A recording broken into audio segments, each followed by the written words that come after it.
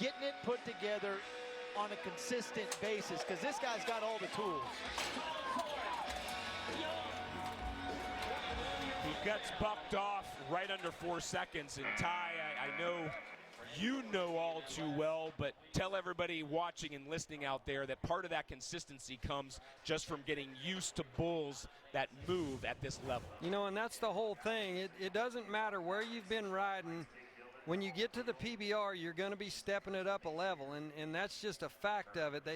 The bulls are just bigger, stronger, faster, and they understand the game more. And you know, that's the one thing that the PBR has guaranteed since day one, is you're going to see the very best riders against the very best bulls, and the speed of the game steps up quite a bit.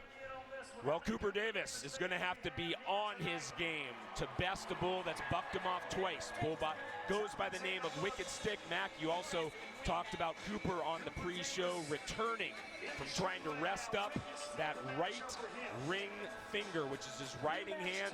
Doctor yesterday diagnosed him with torn ligaments. He's now day-to-day. That's going to make this out very hard. Yeah, and it's going to make it really hard, but I think it also speaks to the importance of the majors. Cooper Davis, you know, he's not at 100%. His right hand's bothering him, but he wants to try and take advantage of this opportunity. Now, it's a tough task, no doubt about it. Wicked Stick is a handful. JW is going to be a handful in the chute, and he's going to be a handful when the gate opens. This one bucks, and it's either direction, and you know, and that's a fine line that I think anybody that's ever rode bulls for a living has to figure out how to walk when you're talking about, you know, the health of your body. Is this something that hurts so bad that I can't compete at the level I need to? Is this something that is hurt bad enough that I'm going to make it worse by riding? Sometimes that's kind of what drives the decisions you make day to day in this sport. Mac, explain what Cooper Davis is probably doing here with the judge. It looks like he's trying to plead his case a little bit. I think he's trying to explain to the judge what he's feeling. This is a bull. He's hard every time. You can see him laying on the backside of the chute. But even worse than that, he wants to squat in the back of the chute. He wants to get down on his back end. It's not too big a deal when a bull wants to get down on their front end, but when they get down in the back, then that's going to have you setting back as soon as you leave the chute. And that's where none of the guys want to be, especially a bull that's got as much forward motion as this one.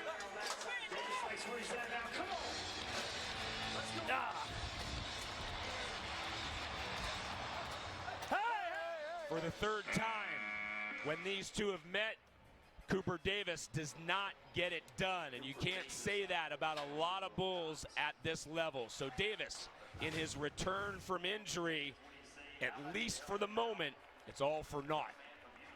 Well, we're not seeing the look of frustration on his face that is actually there. There was a bull named White Lightning that I got on 5 times, and he bucked me off every time, and it's the most frustrating thing that you can imagine whenever you feel like one just keeps beating you over and over like that. Cooper Davis now has to hope that 10 men do not get qualified rides, so he has a chance to get in based on that number 6 world ranking. Alex Marsilio leads round 1. Still to come, veteran Guilherme Marchi. To the 25th PBR World Finals, Unleash the Beast in Las Vegas. That's where you'll join past world champions and fans from around the world at T-Mobile Arena in November. It's a week of the world's best bull riding, concerts, fan events, and much more. You can call PBR customer service or visit AXS.com today. Let's take a look at our Machinery Auctioneers Ride Score Leaderboard. Remember, the best score of the event earns $26,000 in bonus form, and one guy who would love to not only get that bonus, but win his first ever Iron Cowboy, something he has not been able to do in his career. That's Guilherme Marchi. Before he goes, let's check in with Leah. And Craig, that's saying a lot because he has done so much in his career. World champion, won so many events, including one here recently. I talked to Guilherme before the event, and I asked him what he's doing really to stay motivated. And he is the ambassador of the sport. So he still trains. I mean, he was on the front cover of Men's Fitness magazine just last year, and his workout regime during the week is intense. But then I said, oh, I guess that you're already so adept at bull riding, you don't need to practice. And he reminded me that he gets on a couple of practice bulls every week still. And I asked him what he's working on. He said mainly he likes to stay forward. He needs to make sure that he gets off of his butt and he stays up to the front of these bulls, and he constantly works on that move. Okay, guys, while he preps on Whiz Train, I'm going to go back to the feature Mac that you guys showed in the pre-show, which I thought was great. And you know me, not to get too touchy-feely, but I'm the LA guy in the booth. I'm going to say, we always talk about his passion for the game, right? But part of this newfound writing that we're seeing from is, it's not just love of the game, but he's now with the love of his life. And Mac, that is important to him. Yeah, and I think you see it translate. You know, I talked about it on the pre-show. I've known this guy his entire professional career, going on 15 years now. I've seen him be the 05 World Finals average champ, the 08 World champ, 624 rides, all the great things. But you talk about that love of life, and when his personal life is doing good, it translates into the arena, and I think that's the marquee you're seeing right now.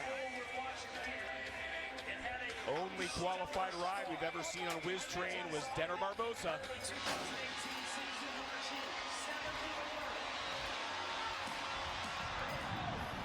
Whiz Train did not want to cooperate with Marchi's march through history. The buck off at 5.8. Next up is Jake Gowdy, but Ty, if we get a chance, I want you to go back and telestrate that last out of Marchi's, because it brings back the point you made about when a bull feels you go to one side, he changes direction, and that's exactly what Whiz Train did with Marchi on his back. Jake Gowdy, meanwhile, guys, debuted last year here. Big slick after the... And he's got kind of an old school riding style, Ty. He sets down on these bulls, turns his toes out, and it works really good on bulls that spin and are a little flatter. But when a bull's got some up and down and a little bit of power to him, you can see, and we talked about it, time. For the first time to Iron Cowboy, Brazilian Weberson Duarte. And after going 2 for 3, Mac, last week in St. Louis, very good debut event for Weberson. He now gets to face Axe Barbecue. Hey, my favorite wait a place. minute. You know, it was really impressive to see him come to his first event, make the championship round. You know, that's what you want to see, that progression. Getting used to, as we talk about, the speed of the game all the time when you're talking bull power. And now he's going to get really dosed because his second event is this one.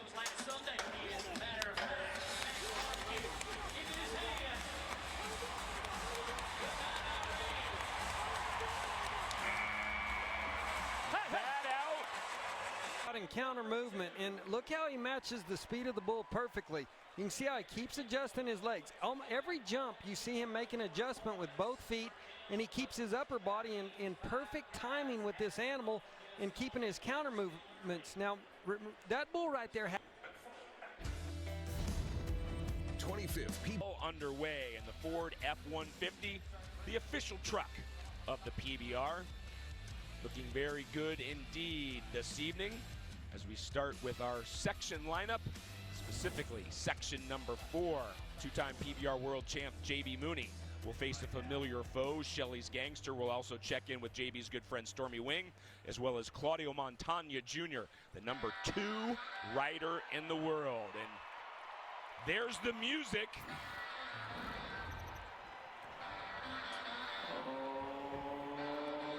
And so as JB sets up aboard Shelley's Gangster, J-Dub, he's 2 for 2 on this bull. Does he go 3 for 3? Well, I think so. You know, and I want to go back to last week. I got a text. There's a group text kind of goes around between JB, myself, Justin McBride, Cody Lambert, and Jess Lockwood. The 18. He wanted, after the event last week, he wanted to make sure that he thanked me on that group text for the commentary. And I had to nicely reply back to him, though, no need to thank me, now go do what you do. Well, this week he's been trying to qualify for the American, and he has done just that. He's made 2 outstanding bull rides and looks like a completely different person than he did a week ago. So I think he goes ahead and he proves me wrong again and just starts winning again. I think it's all in his mind. I think he's got it on the roll. Well, and Mac, again, we go back to what you guys were able to talk about on the pre-show with Kate Harrison. Austin when you had him on as a guest. I mean, JB is definitely motivated by the naysayers. Yeah, and here's the thing. I mean, it's gonna get harder and harder for JB's at that age. But I still think he's capable of huge moments, Ty.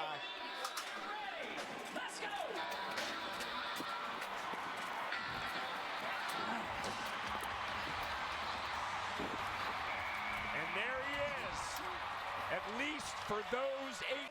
And, you know, I feel like he's a natural bull rider. He naturally knows how to feel for those animals and where to shift those hips and where to kind of get away from it and where to take the power away from him. It has become second nature for a guy like JB. He's with Leah. JB, how much of this is about proving the naysayers wrong? All of it. I told him earlier, if you don't have pride riding bulls, you might as well not ride bulls. How good did that one feel? Felt good to get one under me, so going round 2. For one of the most confident to a man that seems to be growing in confidence, Mac, 20-year-old Keyshawn Whitehorse debuted here 2 seasons ago, but 2 years now, he's a lot more mature. A lot more mature. Keyshawn still needs to learn a little bit of patience, but he's got all the tools and he's got the want to. He faces Talking Smack. This is a tough, tough bull. He's going to be really tough, Ty, I think, away from his hands. Sometimes this bull will hit flat-footed. He's going to be really strong. Keyshawn has got to stay to the front end and cannot get too wild with his free arm. Yeah, and he's got to know that once this bull turns back, that at some point he's probably going to change the rhythm, maybe the direction, for sure the timing. And that's something that always makes a bull harder, when they don't just keep doing that same thing over and over and allow you to draw a bead on it. I often refer to litmus test sort of outs for these guys. And Mac, this is definitely one for Keyshawn for all those reasons that you guys mentioned. Yeah, I mean, this is a bull that I've seen just make short work of the reigning world champ, Jess Lockwood, into his hand. This bull is really strong. And what makes him strong is if you get back. If you get back on the end of your arm, he is going to pull on you and slam you to the ground. Shorty, you're awfully close, and you get to see Talking Smack do what Mac just said very often, don't you? Yeah, you know, and that's the thing about it, though. I think that's key on every bull in this level, almost. There's very few of the bulls that if you get back, they're not going to make you pay for it. That's just one of the things that makes the bulls at this level a little bit better to me than anywhere else is that forward movement. They are bigger, they are stronger, they are faster, but that forward movement, that drop in the front end, and then the icing on the cake is going to be brains. And that's the thing about it. These bulls learn if you get back just a little bit, all they've got to do is step forward and bring it a little harder. They're going to pop your hand down the road. Talking Smack dispatches Whitehorse ever. So protection collapses and makes sure Keyshawn can walk away. Keyshawn's really trying to hold a position and really ride with strength. And whenever you try, you can see his hands popped out of the rope right there. That's what's going to happen when you try to outmuscle. 0 qualified rides so far this season. He is ranked 130th in the world standings. Yeah, when you talk about a sport that confidence matters so much, and I think confidence matters in all sports. But when you're talking about a sport that, you know, that literally can kill you every time the gate opens, it's that dangerous and it's that serious. When your confidence goes that far in the tank, it's hard to turn it around at an event this huge on bulls that buck this hard. He faces Hangman.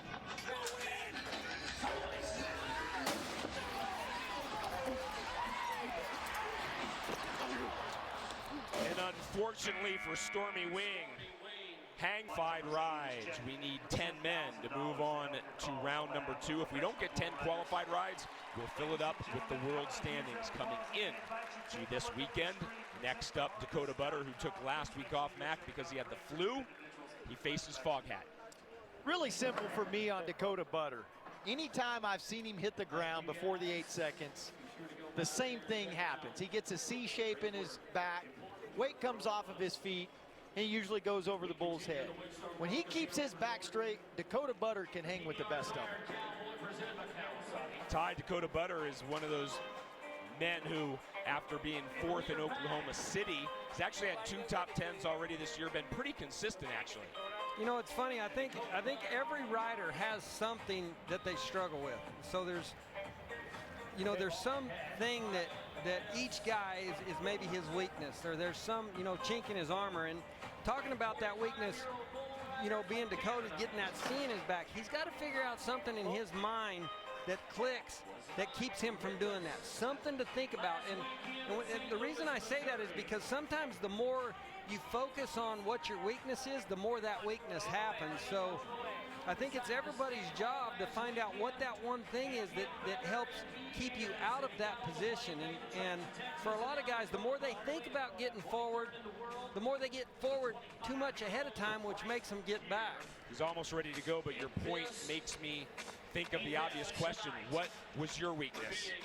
A lot of things.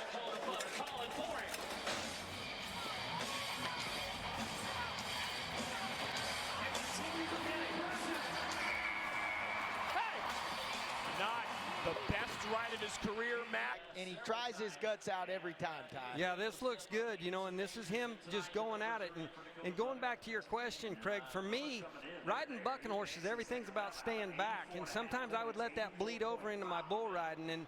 And a lot of times with my, I could counter it anyways, but when you get on the really ranked bulls, if you're not forward in that jump, they're going to make you pay for it. Mac, what did you think?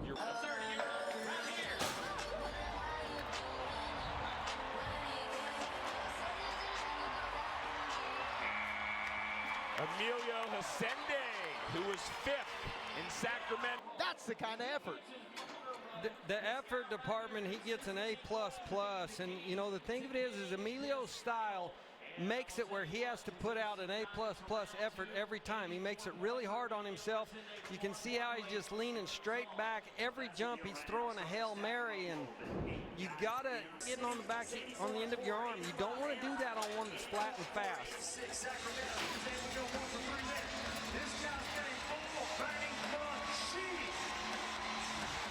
Oh, boy. Giano's wheelhouse, Mac. Yeah, the guys, anytime you get on a rewrite, it's going to be a really good bull, and it works out this time that the bull should go into Luciano's hand. Not that big of a deal for Luciano because I think he's good either direction, but you love to see this as a bull rider. Well, and also not just because it's in his wheelhouse, but they've met before. Tulsa last season, 85.5, so you would expect that Luciano knows a thing or two about Swamp Wreck has up his sleeve.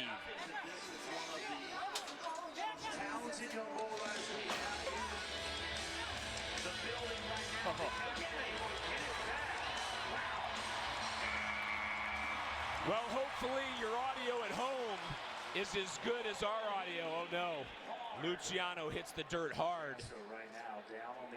Swamp. We talked to Kaiki before the event, or I did, and I asked him a little bit about where his head was, and he said that he was fighting it because that groin injury last year took more out of him than he thought. He got on 4 practice bulls this week. A bull that's actually been at a PBR before, looks really good and solid. He covered them all, and he said that that's what he needs to do, is just get on more bulls. That's really the secret to his success, he said. The more bulls, the better, which means progressive elimination format works just fine for him. Well, Mac, you've been in it, all of these events with me this year, aside from last weekend in St. Louis where Pacheco bucked off 2 in a row, but it was the same Pacheco we'd seen for a few weeks. He just seems out of sync. Yeah, he just hasn't looked the same. And going back to Leah's report with Pacheco wanting to get on more bulls, and to each their own, and for some guys that is the answer. But Ty, to me, it's important while you're getting on those practice bulls and working during the week that you're working on the right things. Just getting on bulls to get on bulls does nothing but wear you out, and you take a chance of getting hurt. But if you've got something specific, if you can pinpoint the problem, then you can fix it. Well, Kaiki's not riding up to Kaiki standards. What do you think's going on? Well, to me, he's been setting down. He's been setting down way too much. He's been behind everything, and then it looks like it's stacked up on him. It's gotten to the point to where then he's just clamping like we see guys do, and he's still trying his guts out, but none of it's moving in the right direction.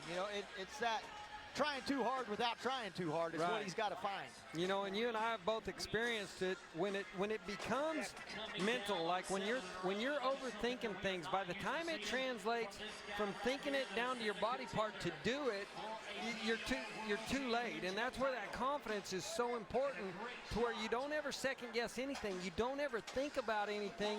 You train your body to where it reacts automatically with what the bull's doing, and that's the only way to ride at your highest level. So you hear us talk about fighting your head. Whenever you're thinking about the movements, you're too late. J-Dub, you were in the booth with me last week. What was your impression of Pacheco? I think a little bit. I think most of it's between his ears. A little bit of it is the attitude that he come in with, and he got in a cold streak there, and the attitude that he took with that cold streak. He kind of got soured, and he got the wrong attitude about what was going on in the shoot, worrying about what the judges were thinking, and it's really snowballed on him. Now it is something in his ride, and he's clamping down too hard. He's trying too hard. He's not moving his feet. He's not cutting loose when he needs to. He's not putting that second effort in there. You know, the first time he gets into his hand, he feels defeated, and he weakens to it. This is not the Kaiki that we're accustomed to seeing. He's got a few things to straighten out, but I don't think the injuries would play into this. Hey, Shorty, we're also not really accustomed to seeing Kaiki take this long in the shoot. No, but I think that goes back to what JW was just talking about. A lot of it's between the ears, and this guy, he's got something going on. You know, we talk about all the things that you need to be doing. You got to be up, you got to be doing this, doing that. One of the things that you got to remember is when you watch a duck swim through the water, he's doing something underneath that water that you can't see, but it's the most important thing for that duck advancing forward. This guy's ace in the hole has been the same as that duck. His feet, he's got...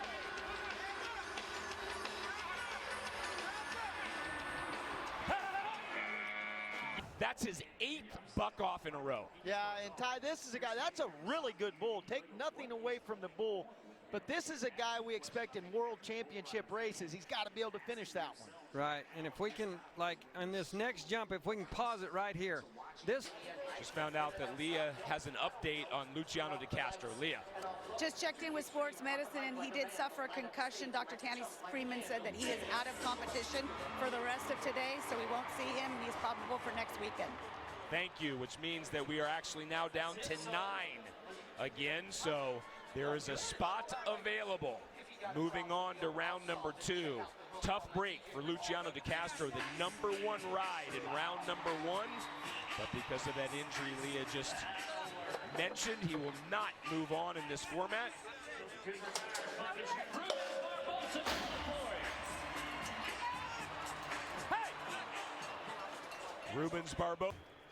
Rubens will not be moving on. Another good bull, really getting in the air, swapping ends, big jumps, big kicks.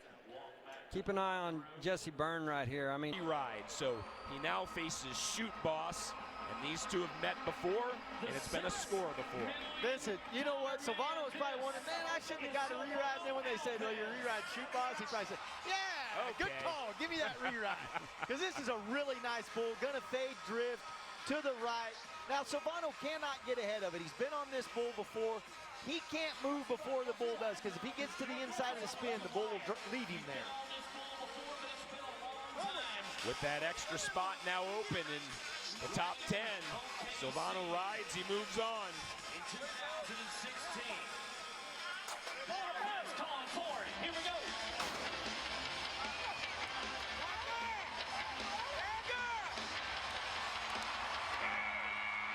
And just like that, when you're to advance, that's the name of the game. Get your bull road, move on to the next round. There are round points, but Mac, you are right. I mean, bottom line, you just want to ride your bull. We're going to have a maximum of 5 rounds. And this is a guy we've talked about. I mean, he made a career out of that. He's got 3 world titles. Rider that he's really had to adapt his style to be able to ride bulls. Like on this bull right here that he's got, this is not a real big bull. He doesn't have a real deep brisket to him. So Tanner's got to bring his legs way up, and then his arms are so long. He's just got to ride with balance, and he's done a great job of doing that. This is a very talented guy. Fun to be around. Hope he does well on this one here too, guys. Well, and Mac, again, his win last week in St. Louis where he went 3 for 3, that great ride aboard Bad Beagle in the championship round. I think for Tanner, he really did need a weekend just to hit the reset button. Yeah, and sometimes you do, and then you take that ride like on bad beagle, and that can get it going for a guy. Look for Byrne to build off of that. He talks about, you know, this guy is so tall.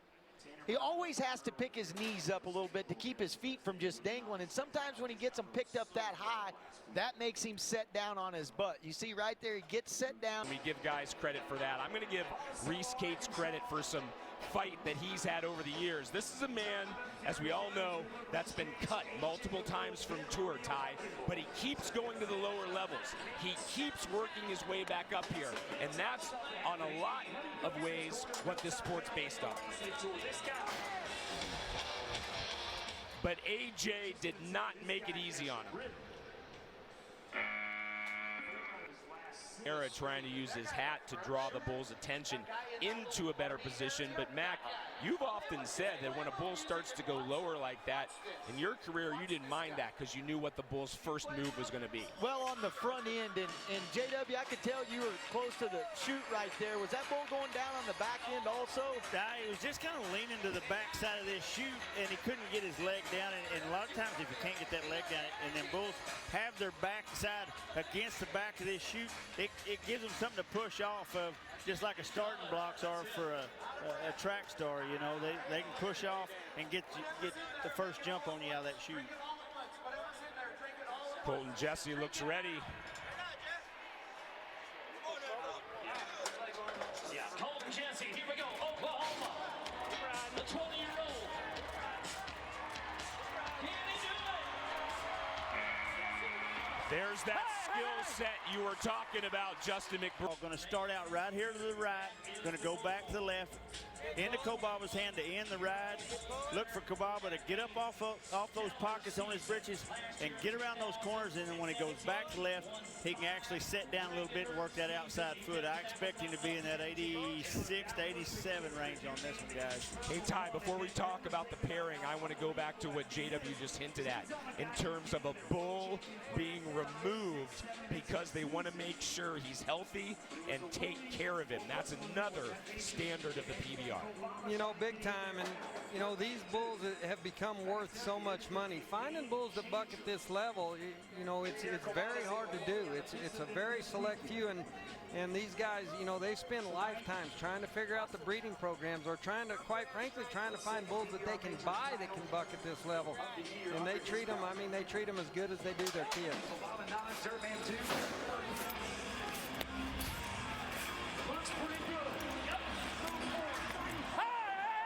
Dirtman Do had one final from his hand. For 7 seconds, it's as good as you want to see, and JW was spot on with the call on the bull. Bull's outstanding to the right, and Kolbaba is perfect, but as the bull shoots forward out of this, sets down right there, has to come across his face, just whips him further to the side. Well, Ramon de Lima, that was his first ever career victory, and look what it equated to. He went from 61st in the standings to 3rd. When Cody Nance won, he went from 61st to 9th. Marchi, those are great numbers, and it shows you why winning an event helps. But imagine winning a major. This bull right here will get you getting opportunity.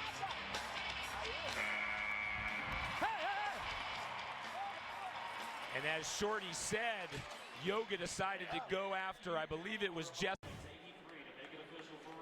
Starting with Ramon, you know, here's a bull that kind of has a little bit of that hesitation, and the thing that I like about this ride is he matches that hesitation. He waits on him. Here at the end of it, I want you to keep an eye on Jesse Byrne, and he's been doing an amazing job. Well, he's not even 21 just yet. Physically, I think he's okay. You know, he's not banged up any worse than any of the guys are.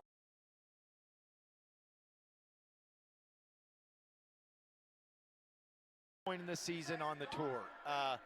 Mentally, I think Jess is all right. You know, here's the thing. Youngest world champion we've ever seen. That can be hard on a, you know, because this sport, just because you win the world champion, as soon as that next event starts, it starts all over, and it never gets any easier. Same question to you. Where do you think just the state of the Jess Lockwood union is? Well, you know, I'm a big fan of Jess Lockwood, and I think he And in a season when he has done mostly right rather than wrong, it's Denner Barbosa versus Red Bandana. Yeah, this bull will go either direction. I think if he goes close, it's going to be around to the right. If you see him go out there a little ways, it's probably going to be around to the left. I don't really think it matters to Denner. And, you know, like I said in the opening, this guy's at an 80% riding percentage. That's the name of the game. That's what it takes coming in here. He has that confidence. He's just got to keep it rolling. Yeah, and I think these are the kind of bulls that you've got to see Denner, because I said it earlier, he hasn't had that huge breakout moment. He's the #1 guy in the world. He's riding 80% plus. He's doing all the things, but he still hasn't had that moment where you go, that guy is the clear front runner. By riding bulls like this, J.W. Hart, he can turn into that guy, and I think he rides this bull. Yeah, I think you guys see him all day. I know we talked about this earlier, and I said Barbosa wouldn't make the ride on this bull. I had the wrong Barbosa in my mind. I got caught with my hand in a cookie jar. This one's all day long, either way, all day. I think so, Justin.